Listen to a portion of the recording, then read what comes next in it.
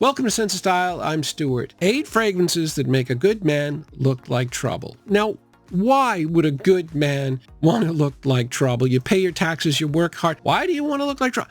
Boils down to one thing, women. Because in a dating scenario, when you're going to be around an awful lot of women, they find nice guys to be boring. Now look, I am not here to give you advice on women. I don't know anything about women, and I really proved that when I started dating after my divorce. I was rejected 18 or 19 times in a row. It was a nightmare. It was one of the worst times of my life. But if you watch a channel on the regular, you know one thing that I love to do? I love to do my homework. I bought every single book that I could. I studied dating. I studied attractiveness. And the one thing that kept popping up was women find nice guys boring, and they find guys who are a little bit of a dick interesting, challenging. And so I created a fake persona, and I am not exaggerating here. It was terrifying how well it worked. To use a baseball analogy, I went from being like a 150 hitter to like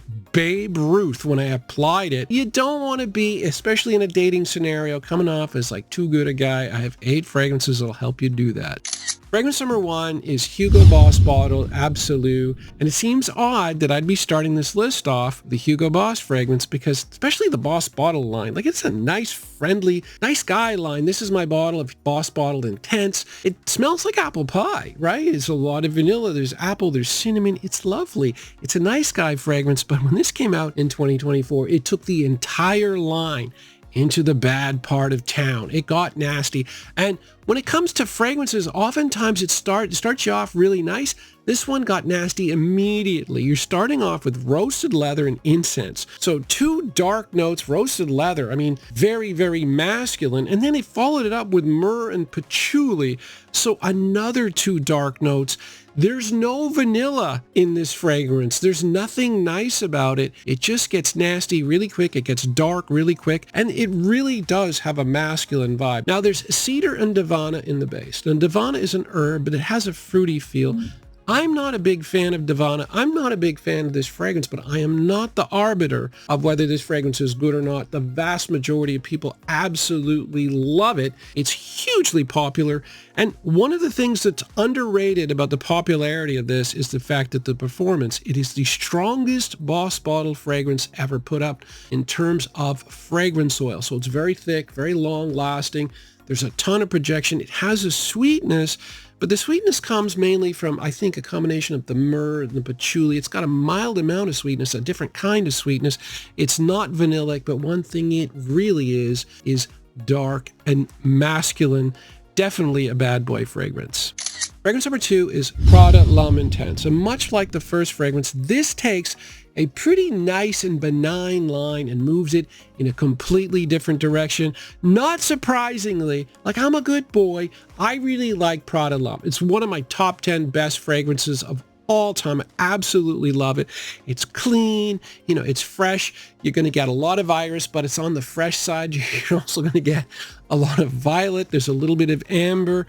But this, it takes that Prada DNA, that nice guy DNA, and it kind of covers it up. It makes it darker. It adds a leather note. It adds tonka and sandalwood. It ups the patchouli. So it basically is a nice guy DNA with a dark side, and that's really what works. That's really what we're going for. I tend to think of this as kind of like Patrick Bateman from American Psycho. I mean, he was a Wall Street guy, clean cut, really, really fit, good-looking dude.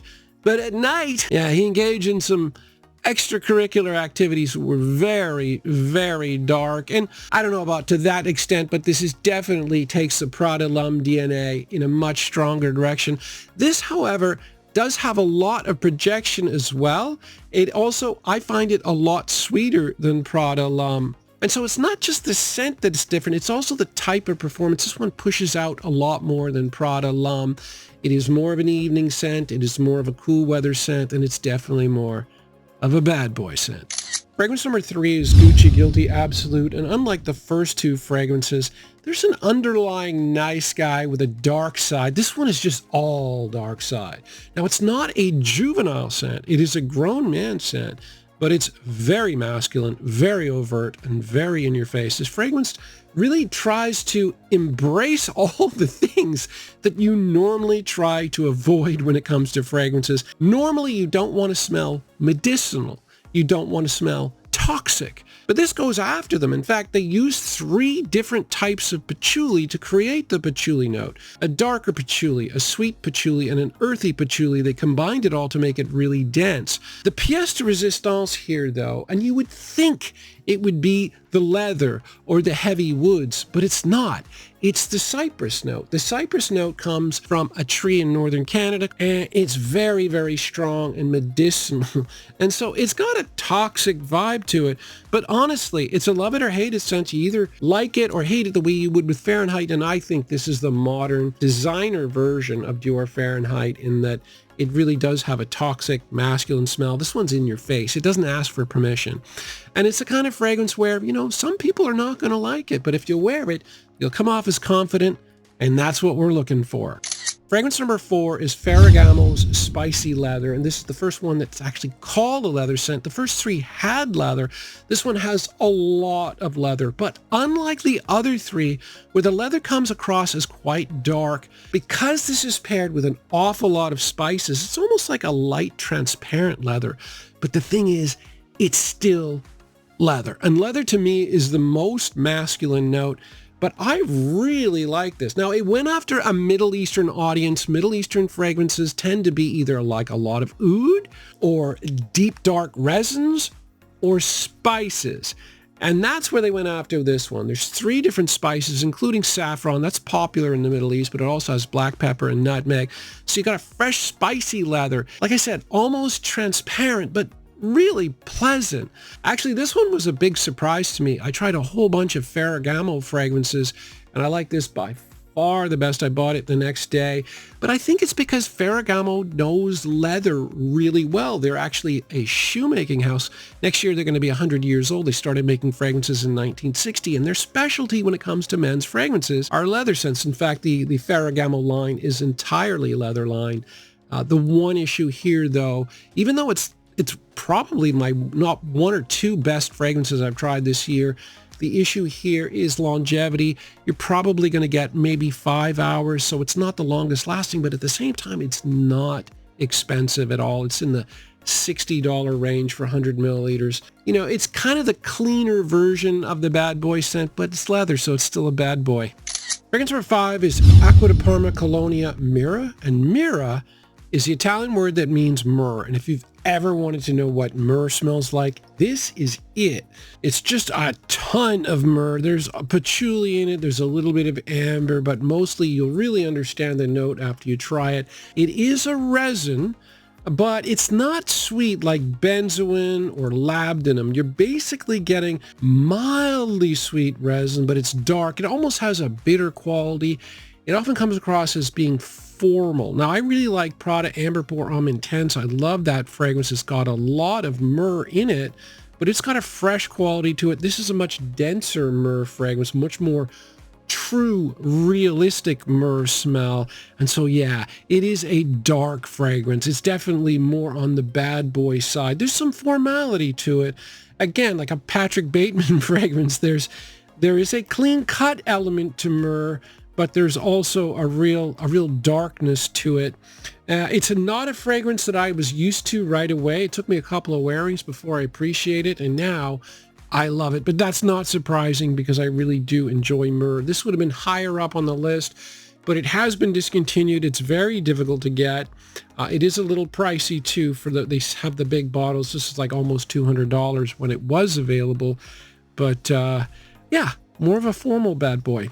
Fragrance number 5 is Versace's Oud Noir, and this is kind of the suave bad boy, because I've always said about this fragrance, yes, it's got oud, yes, it's dark, yes, it's exotic, but there's a lot of cardamom here. Like, the longer this fragrance is on my skin, the more it comes off. Like, even an hour in, to me, it comes across as really date nighty. There's a seductive quality to it. But it is dark. But the great thing about it, though, there's no rose. So it's not as dense as a lot of oud fragrances. In fact, they did everything they possibly could to make it as accessible by adding all kinds of fresh notes. There's olibanum, there's citrus notes, there's a lot of saffron, but yeah, no rose, so you're not getting a dense oud fragrance. So yeah, more of a seductive bad boy, but when you're dealing with oud, or when you're dealing with something that's going to come across as foreign to people, it's a little bit tougher to pull off, but it still gives you the bad boy vibe. Kenzo par Homme Eau de Parfum.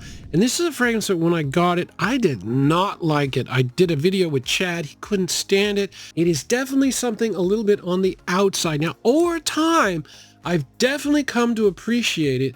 It is an odd fragrance, though, because it's a lot of C notes and then leather and patchouli. Those are not things that normally go together. A fragrance that I compare it to somewhat, although this is a little bit fresher, is something like Oud Mineral.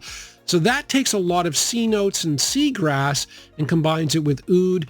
This does the same thing, but with leather. So it's kind of like a fresh fragrance with a real bite. And this is actually the first fresh fragrance that I've really talked about today. A lot of the other ones are more evening oriented. So this is something that you can wear in the daytime that'll give you a bad boy vibe, and it definitely has it. And it is something that I've come to wear. I actually wore this yesterday. You know, it's July after all. I wore it yesterday. I really enjoy it. It's got really good performance. It is a very highly rated fragrance on Fragrantica. It is a top seller in the Kenzo par Homme line, and Quentin Bish made it. So this is a kind of fragrance where you might try it, you might not like it, and that's fine. But it's one you might want to give a little bit of time to, because the more time I've given it, the more I appreciate it. It's not my favorite, but yeah, if you're looking for a fresh fragrance with a little bit of a bad boy kick, this will do it. And finally, we have Patchouli Leaves from the House of Montale. This, much like Gucci Guilty Absolute, is an in-your-face bad boy fragrance. Patchouli is often considered to be a masculine note. It has a sweet quality to it. The sweetness here has been amplified by vanilla, amber, and labdanum. Comes across more as like a resinous sweet enhancement. I really don't pick up a lot of vanilla here, but it's a very, very sweet patchouli. And boy, if you've ever tried patchouli, and this is another fragrance where if you don't know what patchouli smells like, this is a good one to get. So it's like an herbal, woody, mildly sweet scent. I don't know. It's very masculine. It's very weird. It's very pungent. It pushes out a lot. Yeah, like Gucci Guilty Absolute, it's more of an in-your-face fragrance. But I think this one is probably more likely to alienate people. So you're probably even more of a bad boy if you're wearing this. This is something that hippies used to wear all the time, like pure patchouli oil. And this is a long-lasting fragrance. I wouldn't be surprised if it's not similar to hardcore patchouli oil, because yeah, it doesn't mess around. Anyway, I hope you guys enjoyed this. It is kind of important to be like a little bit of a bad boy and keep the good boy at home in your dating scenario, because honest to God, it might have been the worst time in my life when I started dating, because after your divorce, you're kind of lonely, and I was like, what's going on? What's going on? Anyway, it was rough, but I survived. Yeah, the research saved me, just like the channel. Thanks for watching.